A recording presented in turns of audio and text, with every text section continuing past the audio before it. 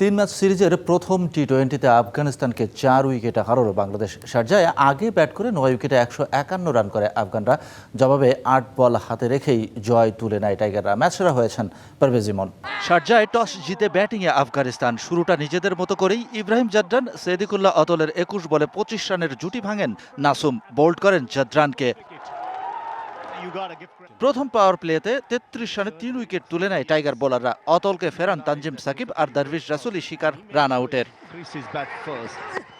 এরপর গুরবাজের সাথে মোহাম্মদ নাবির 22 বলে 22 রানের ষষ্ঠ উইকেট জুটি এবং শারাফুদ্দিনের সাথে নাবির 18 বলে 32 রানের সপ্তম উইকেট জুটিতে শেষ পর্যন্ত 9 উইকেটে 151 রানে শেষ হয় আফগানদের ইনিংস। রিশাদ হোসেন ও তানজিম সাকিব 2টি করে, এছাড়া একটি করে উইকেট নেন মুস্তাফিজ, নাসুম, তাসকিন।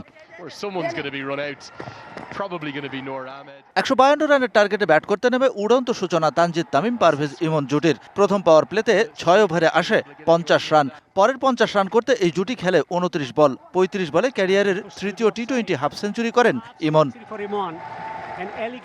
দলীয় 109 রানে ইমন ফিরে যাওয়ার পরই আফগান বোলারদের বল যেন খেলতেই ভুলে গেল তানজিদ, জাকের আলীরা। 13তম ওভারে বল করতে আসা রশিদ খানের দ্বিতীয় বলে 51 রান করা তানজিদ তামিম ফিরে গেলেন প্যাভিলিয়নে।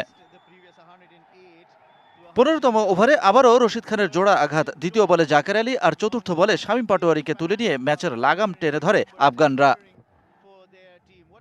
এরপর দলীয় 118 রানে তানজিম সাকিবের আউটের পর সংশয় ঘিরে ধরে বাংলাদেশকে। তবে সোহানের 13 বলে 23 আর রিশাদের 9 বলে 14 রানে ভর করে 8 বল বাকি থাকতেই ম্যাচ জিতে নেয় Bangladesh. Shahan Papon, DBC news desk.